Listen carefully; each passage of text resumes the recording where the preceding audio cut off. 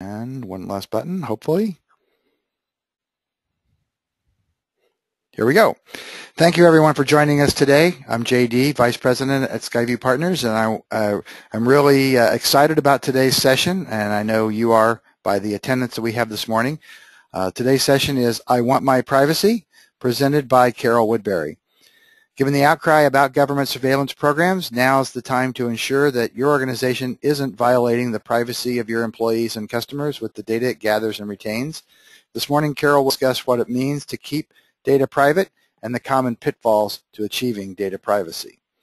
Today's session is our monthly Coffee with Carol session, sponsored by Skyview Partners.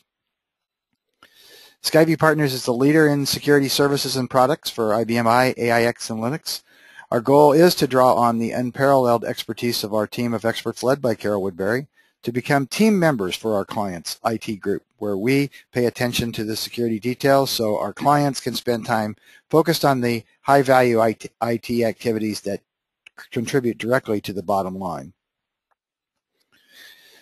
This morning's presenter is Carol Woodbury, co-founder, president, and CTO of Skyview Partners. Prior to forming Skyview, Carol spent 16 plus years at IBM in positions including Chief Engineering Manager and Security Architect for IBM's Enterprise Server Group. We are happy to have Carol with us, and I know that you're all excited about listening to her expertise this morning. Available from Skyview Partners is our Skyview Managed Security Service. I'll have an opportunity to share a little bit more about this after the session if you'd like to hear more about it, but it's our monthly offering where critical security administration topics are monitored by Skyview so that you don't have to, and that we notify you after the fact if something needs attention on a monthly basis. So it's very exciting, and I hope we get a chance to spend more time talking about that. We also continue to have our services for our annual security checkups and as well as our security improvement remediation services that as we have always done for our clients. Continue to offer our software packages, our risk assessor diagnostic tool, PolicyMinder security administration tool, audit journal reporter, as well as PolicyMinder is now available for open systems, and as well to note that all Skyview Partners software continues to be available on an unlimited software license if so needed. So with that, I want to turn this morning's session over to Carol, and there we go. So here's today's session on I Want My Privacy, presented by Carol Woodbury. Hi, good morning, everyone. Sorry about my being late. I had just a couple technical difficulties that I had to deal with, but those are all solved. All right, so today I wanted to talk about I want my privacy.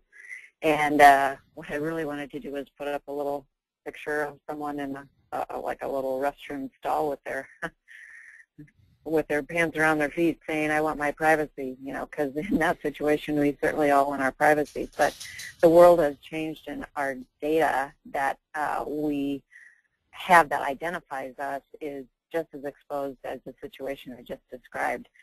So let's take a look at how that happens and what can be done and what is being done about it.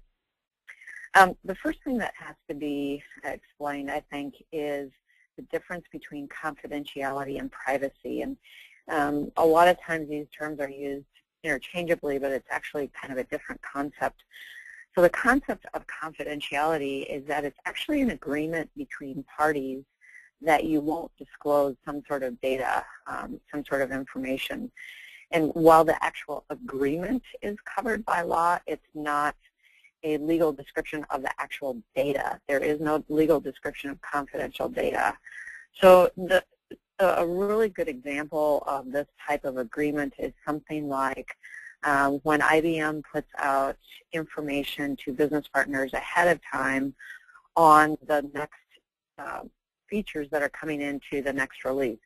That information, we all have to sign a confidentiality agreement for that. And basically it's an agreement that we won't disclose that information until after the announcement is made. So that's an example of a confidentiality agreement. It's not about the actual data, it's about the agreement not to disclose the data. So when you talk about private data, the data itself is protected by various privacy laws, and we're going to look at what those laws are in the next few slides. And very specifically, what we're going to be describing is this data called PII data, or personally identifiable data. So basically, or personally identifiable information. It's really what can identify an individual, what data can be either singularly or aggregated to identify an actual individual. So what is PII data? So the obvious sources of PII data are social security numbers or social insurance numbers, depending on what your country calls it, passport number, driver's license, financial information, medical information. That's all information that we're very well versed at identifying as being personally identifiable information. But in today's world, there's other information that may be PII data that may not be so obvious, and those include things like your MAC address and IP address. Now, if you think about that one, you think, how on earth could that be personally identifiable information? But if you put some pieces together, if you put browsing habits, buying habits, along with a MAC address, it could very clearly identify who that person is because it can trace it right back to your computer. So that's kind of some interesting information. It brings in a whole new swing on personally identifiable information and what you should keep and what constitutes PII data. Telephone numbers, that has not always been PII data because most people's information was very publicly available. It may not be so much anymore. Fingerprint, that's pretty obvious. Your digital image, right? My picture appears at the end of articles, so that's PII data. Your address, your email address, and then things like DNA, retinal scans, fingerprints. So it may be one piece of this information or several pieces have to be aggregated together to be classified as PII data. There's also, beyond this, you may have business-specific data that could be classified as PII data. If you think of a home security business, the codes to enter an actual home to stop the alarm from going off, if you just have a database of those and that's all the data that there is, that's certainly not PII data. But once you aggregate that with an address, that is definitely PII data. So you have to start thinking about the data that you have in slightly different terms and from a slightly different angle to see if data A plus data B equals PII data. So there's an interesting publication from NIST that's called Guide to Protecting the Confidentiality of Personally Identifiable Information.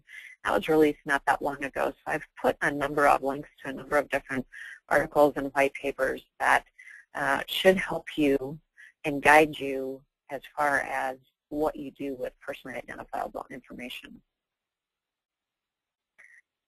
So from a viewpoint of the United States, there's no one law that covers PII data. There are a number of states, in fact 46, that have breach notification laws. And so the link that I have here is to a link that lists all the states, and then it links to their laws for the breach notifications. But many of them have similar characteristics, but they don't all carry the same characteristics, and some carry, like Massachusetts carries a different set of rules for a different set of data, so they're not all consistent. So we in the United States have a disadvantage because you have to be aware basically of what all the data breach laws are for all the states if you're somebody like a retailer and have a breach. Then there's some laws that deal specifically with privacy, more so privacy over the internet, and they're kind of random if you actually take a look at them. And so there are only a few of them. Very few states have actually passed those. So here's another link to another website that lists those privacy, very specific privacy laws. So there has been threats in Congress that a breach notification law at the federal level would be passed, but there's never been anything that has actually gotten through both sides of Congress. So, and I quite honestly don't see that happening anytime soon. So I think that this is the state of affairs that we're going to have to live with in the United States. Now, it's different outside of the borders. Canada has two very specific privacy laws, the Privacy Act and the Personal Information Protection and Electronic Documents Act, better known as PIPEDA. And that, the Privacy Act is specifically dealing with how government deals with PII data, and PIPEDA is the non-government entities, and it had been more tightly scoped, but in recent years they have broadened the types of businesses that fall under PIPEDA. So Canada has at least some laws at the national level to protect personal information. Certainly Europe has the best laws and the most restrictive laws, and when I say best from a personal privacy point of view. Best from a business and how do you deal with it, it provides more hassle. So I won't read this to you, but here's the EU's definition of PII data. And I've also provided a link there. Now, interestingly enough, they are proposing, the proposal came out about 2 years ago, and it's been out for review since then. But the EU is proposing an update to its data protection directive, and the overhaul would provide quite stringent restrictions on the use of private data. One of the interesting concepts is that they currently have, and it would strengthen, the right to be forgotten. So the right to be forgotten is a concept that if somebody is collecting data on you, let's say somebody like Google is collecting data on you, you would have the right to go to them and say, you need to get rid of all of my data. So that is something that will send ripples through the social network sites if that is actually passed. Now, one thing you can't do is get rid of things like criminal records or bankruptcies or, you know, the facts that have happened in your life. But this is talking about the information, your buying habits and your maybe your travel habits and that type of thing. That's the things that you would have the ability to basically get rid of or wipe out of a website. You would also be guaranteed easy access to your own data. So basically you would be able to go to a website and find out what they've been collecting on you. And also you would be able to transfer that information to a different website, to a different carrier. That's kind of an interesting concept, but they're putting that provision in there. The other thing that is, again, will send some ripples through the social network sites is that it will require very specific consent to retain certain types of data. I think that that's a wonderful thing to require, but it will certainly send some ripples through certain websites. And it will actually require the position of a data protection officer for organizations with more than 250 employees. That will be interesting. Then finally, I think, and again, another good thing for social networking sites is that it will require settings of privacy by default. So unlike some faux pas by Facebook in the past where they have opened up privacy settings, they would not be able to do that because it has to be private by default. And you as a consumer of that or user of that website would have to go in and specifically open it back up. And also that there would be enough controls within the application or website itself to allow the consumer of that website to control those settings. So you have to have privacy by design within the actual application itself. All good things, and I'm hoping that the EU does go ahead and pass this and get it implemented I think that it will have implications for especially the social networking sites around the world. So kudos to Europe for being very proactive on this one. Now, when you think about big data and privacy, and when I was researching the information for this presentation, big data presents some really interesting quandaries. You know, big data is nothing more than huge amounts of data being aggregated. And for a lot of us, it's annoying. To me, it's annoying that one website that I go and shop at will produce ads on a different website that I go and look for information on. So I'm a fan of the website called eBags, and so I do a lot of travel. That's where I get all my suitcases. And so I shopped at eBag. I left something in my cart, and I went to look at a Unix forum of all things, and here's an ad for eBags. Hey, you left this in your cart. Now, to me, that's just really incredibly annoying, right? So I need to change my browser settings to prevent that from happening. But the point here is that we think of big data in a lot of terms as being very annoying. But if you look at big data, and this is where the research that I was doing came in, a lot of times, so let me back up, we want, from a privacy perspective, we often want big data to be depersonalized, and so that's a term where you basically wipe out the information so that you can't identify the individual anymore. So that may mean not just taking away names, it might be taking away MAC addresses, and depending on the type of data, there's certain things that they have to obliterate or normalize so that it doesn't actually identify a person.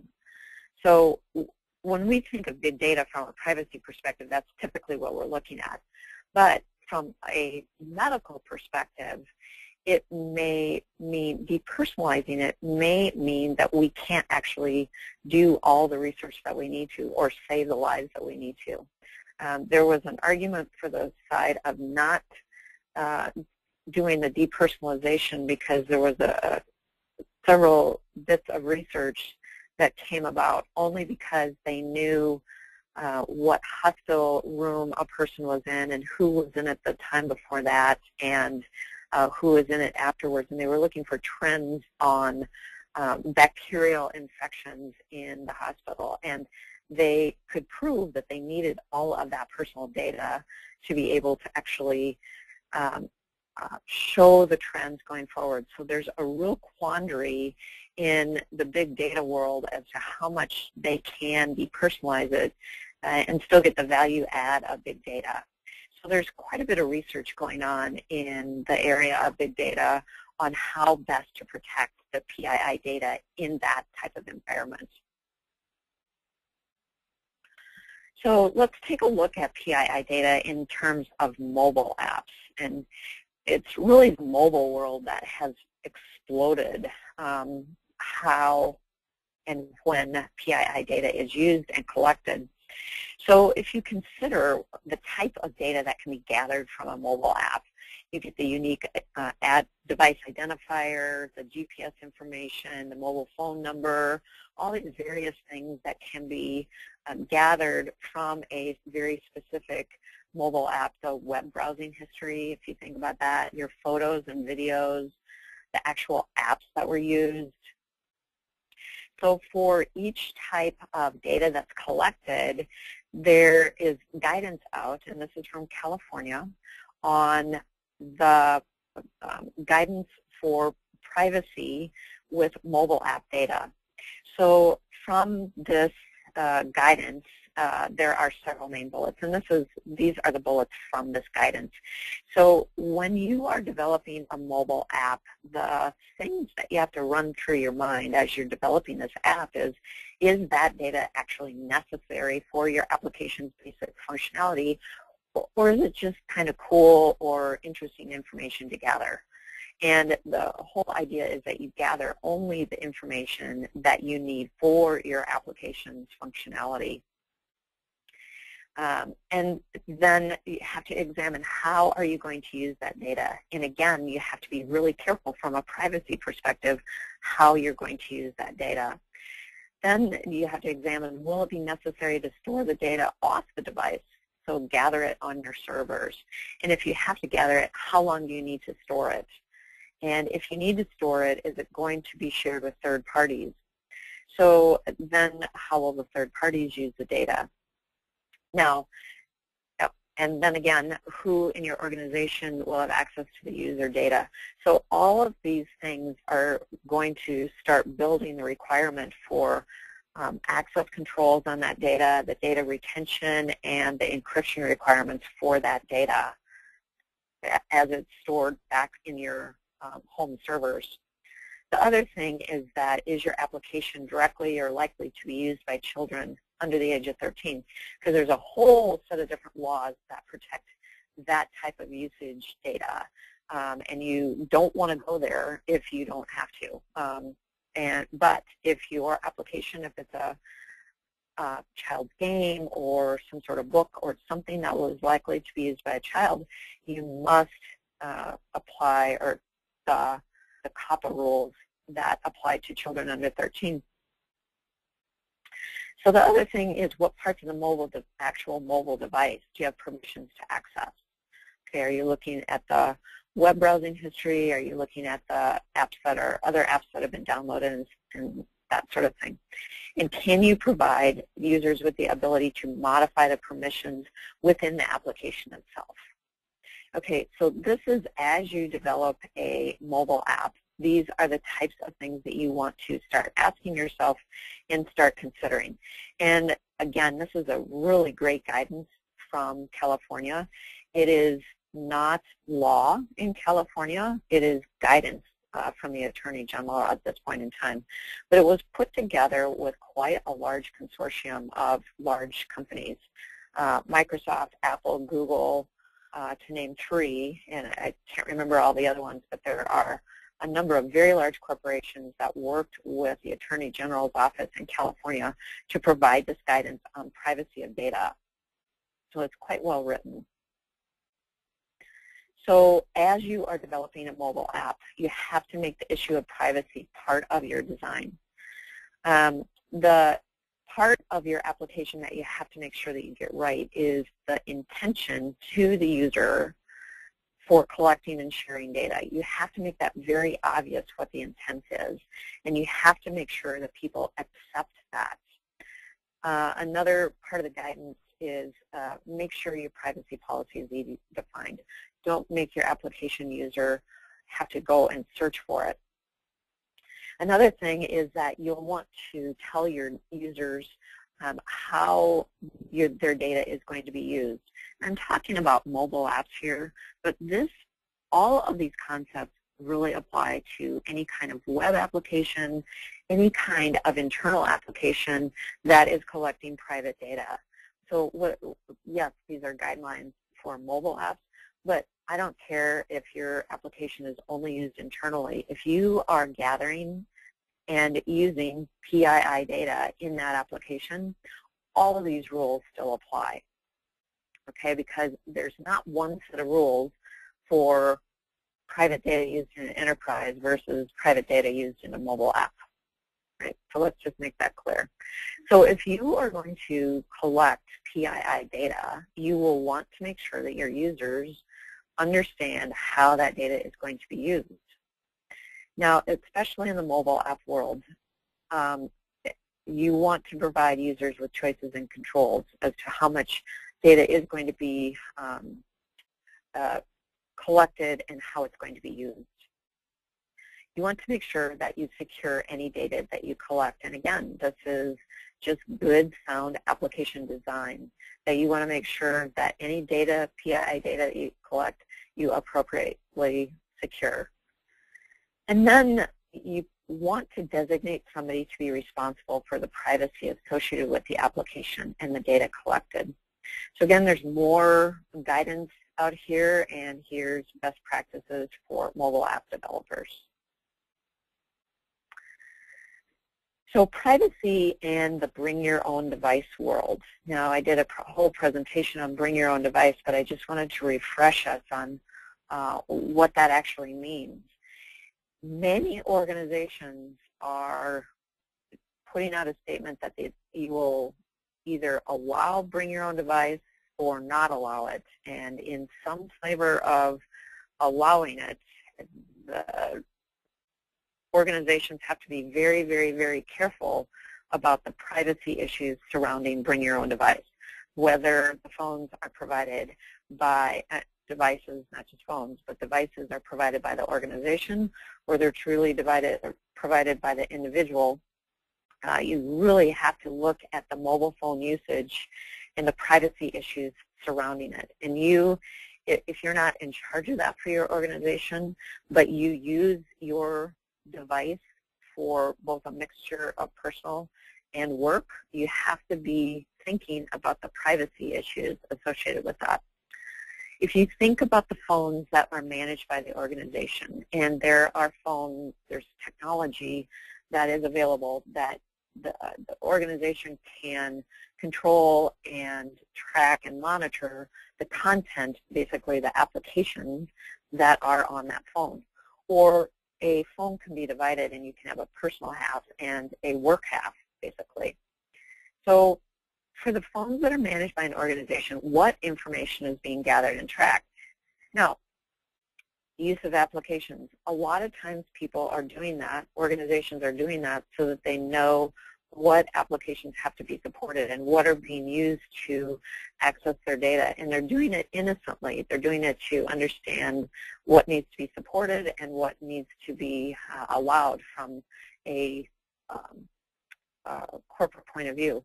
They may also track the usage of website visits. Now, this is nothing new. Most organizations track website visits from a PC, so that's not anything new. Location tracking. Again, an organization in the bring your own device world may do location tracking simply so that they can find lost phones and they can wipe lost phones should it be lost or stolen. So the point here is that if an organization tracks this information, it may be for perfectly legitimate business reasons, but they may fall into the area of violating privacy rights by doing so as well. Not intending to, but from an organizational standpoint, you really have to be careful what is being tracked. If you think of the location tracking, maybe somebody goes to a nightclub, or maybe they go to a different part of town that is expected, and that tracking usage, that location tracking has all been tracked, has all been logged. And again, it's really with the intent of being able to locate the phone if it's lost, but they've also just tracked your activities. So you really have to protect that data. If you're going to retain that data as an organization, that must be protected. Now, the interesting thing with most bring your own device policies is if the phone is lost or stolen, the phone is wiped, right? So what happens to all of your pictures and all of your contacts and all of your personal information at that point in time? That might be a violation of your personal rights. So my recommendation is don't mix personal and business on the same device. If an organization gives you a phone, leave that phone or device for work only, and that way you just don't have to worry about it being part of your personal issues. And then you can leave that phone at home when you go someplace else, and it's being tracked, but it's being tracked from your home, not with all of your activity. So don't mix personal and business. So as an organization, if you're doing something with bring your own device, your policy, your security policy addressing bring your own device has to discuss all the issues about what is being tracked, what is done when the phone is lost or stolen and when the employee is let go. This policy has to be communicated to the employees, and it really needs to be done before the device is given out, because people have to know what your policy is before they actually start using and doing a mixed-use phone. So if you need sample policies for bring your own device, there's a lot of examples out on the web, and so I've just listed those. So my recommendations for any organization, not just a organization doing bring your own device, not one that is just doing mobile apps, but any organization, look at performing a privacy audit. Now, what does that entail? That looks at the data that you are gathering, the data that you are keeping and retaining, and finding out if that personally identifiable information is actually necessary to be gathered and retained. Review how it's used and see if it's appropriate. In the privacy audit, you would also review the laws and regulations that surround that data, because different types of data may be handled by different laws and regulations. Make sure that your data retention policy is being followed. The basic rule is that once that data is not needed any longer, it should be deleted or depersonalized, so that it can't be used to identify a person any longer. So make sure that the data retention policy is being followed, and make sure that there's an education policy in place so that the employees of the organization, understand what personal data is and how it should be handled. Guidelines from an organization standpoint: don't collect more data than is needed. Make sure that you're adhering to the privacy policy.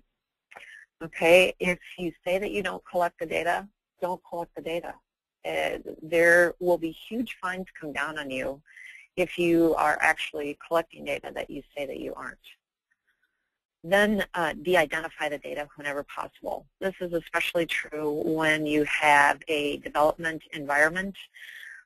Don't take your production data and just blindly set it onto your QA or development system without depersonalizing it.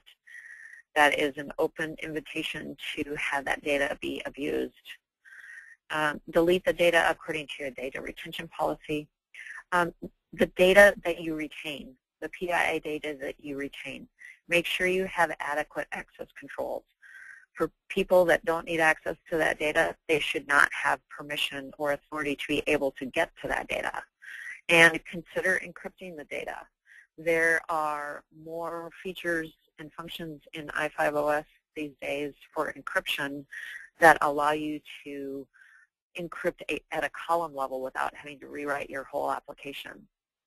And there are several vendors that provide add-on products that make that much easier for you. You don't have to write your own or write to the IBM I APIs for that. So column level encryption is much easier these days. So you might want to consider doing that. Make sure that you understand and adhere to the laws and regulations that pertain to the data that you're collecting and retaining.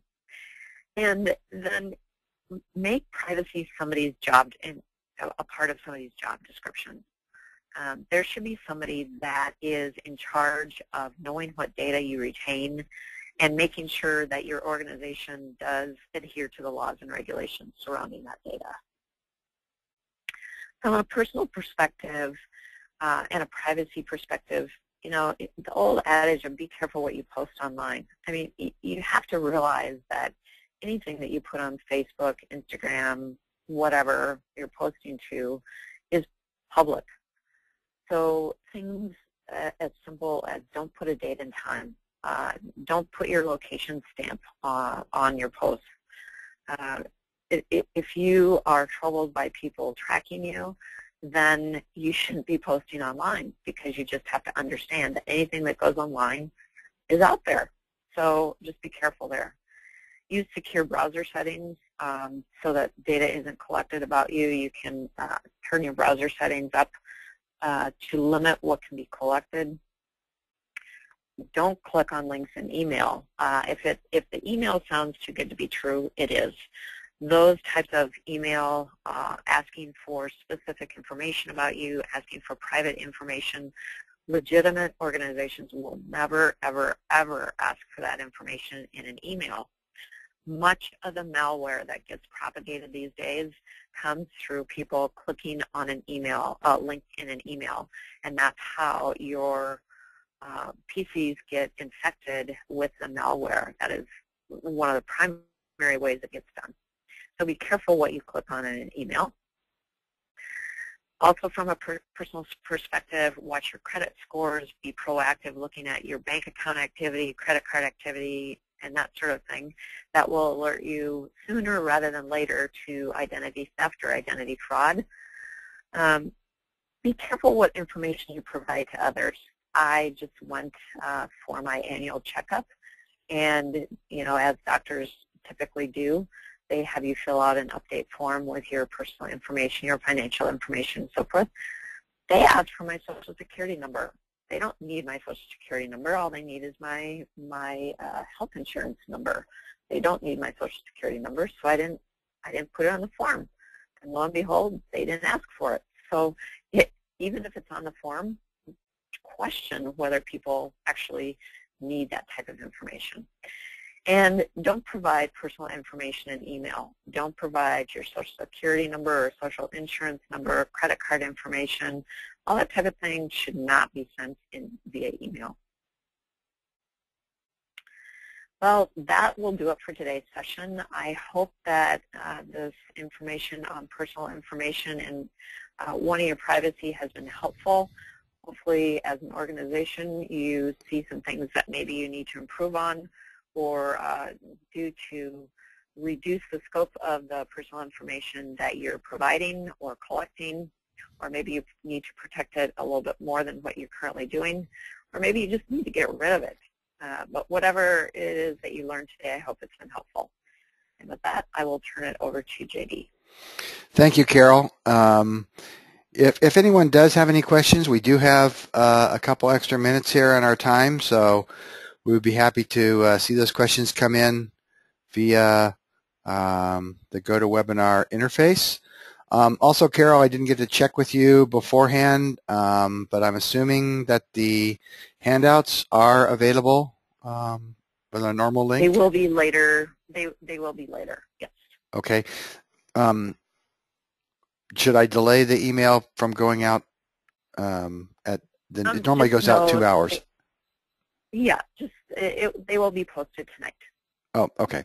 So you'll get if you're watching this session live, you'll get an email with a link to the recorded version, as well as a link to the handouts, as well as any prior handouts. If you're watching this later on our YouTube channel, then you can contact us at www.skyviewpartners.com, and you can ask for copies of those handouts from there.